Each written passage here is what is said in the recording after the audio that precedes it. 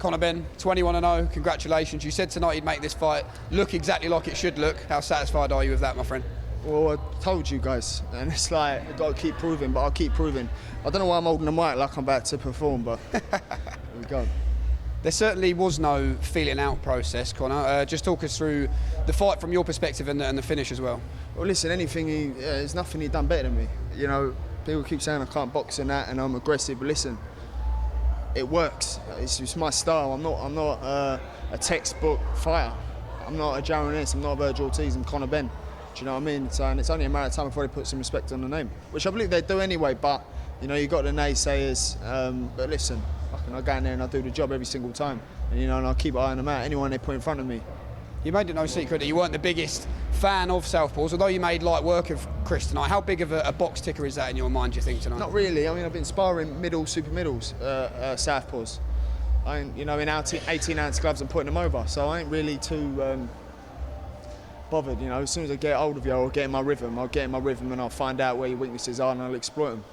He did tell you you're not a boxer, though. He said you couldn't box with him. I just wonder how much satisfaction you do still get from these fighters underestimating you. I don't really care, to be honest, mate. Say what you want, it ain't going to make no difference. I say this in all the interviews, it ain't going to make no difference, because either way I get in there and I do what I got to do. I ain't worried about what you do.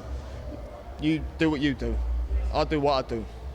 One thing you might care about, Conor, is the support you had in here tonight. You had it in Liverpool, you had it here in Manchester. Another one for the list. How special was that tonight? Oh, it's a blessing. I mean, it's like a bit overwhelming, like walking back there, people are waiting around for me and that. It's like I'm only a fighter. Do you know what I mean? I only knock people out for a living, but the love I get shown is it's a blessing, man. It really is. It's overwhelming. You were calm this week. I think, is that a blend of your experience you've had now and also trusting in that diligent preparation? Mate, all of my fights, I've not had 1 ounce of nerves, none whatsoever. Like, no nerves. It's just what I do. Just get in there and deal with them. I ain't really too phased by it all. This is what I do. It's the norm. We knew what this fight meant to Chris, more so just being here on the occasion. It was what him and his father had visualised. But were you happy to give him that closure tonight? Mate, so he messaged me ages ago. He messaged me about a year ago. I said, listen, mate, I'm going to do what I can to try and make the fight happen. Ultimately, it's not my choice. I'll do what I can to make the fight. I mentioned the name. There were 5 names out of the list. His name was on there. I said, listen, he wants closure. And, he came up to me after I said he's got closure. I said, listen, your dad would be proud, mate. Your dad would be proud of you, because you see, tonight is now. It's the present. His dad is someone he'll never get back. Do you know what I mean? And I can't imagine how he feels losing his dad. Sometimes I think to myself, is it worth it me being here and not seeing my family? Because if anything ever happened to my family, could I forgive myself? So when him saying that he pursued his career for his dad and he left his family, and then that instant happens, you got to feel like this has to be worth it. This has to pay off. So I could sort of see it, and it's nice that I could give him that closure. You started as a boy just trying to achieve something, a boy who didn't want to be sponging off his father. Standing here today, 21-0, with your own little family. How proud of yourself are you, Conor? I am, but I'm proud of the man I'm becoming and the decisions I choose to make. I've made plenty of mistakes in my life. Some I'm not proud of, some I'm proud of. I do everything I can for my family, and I try to be the best man I can be and be a good role model for my son.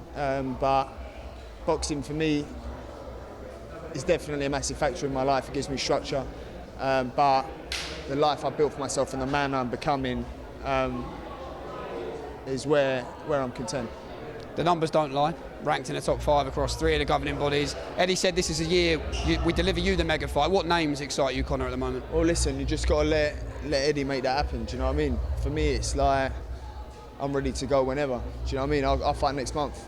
Amir Khan got in the ring there, but it seemed pretty respectful between the pair. Yeah, I see an article of him calling for it, and then now I brought him in there to give him that opportunity to express, and they weren't that. So, and Kell Brook's talking all the talk. He talks rubbish. He does. Kell Brook fucking talks loads of spill. Do you know what I mean? Just finally, Conor, because I know I'm going to let you go here, but well, I've only been longer than my fight. The next priority, though, is your Indian. Just talk us through the order tonight. 1,000,000%, mate. And you're holding me up. Now I'm getting angry because you're holding me up too long. It doesn't matter what the order is. It's none of your business. You've told me already, anyway. I wanted the fans to know. But Conor, top man, pleasure as always, and we'll see you back soon.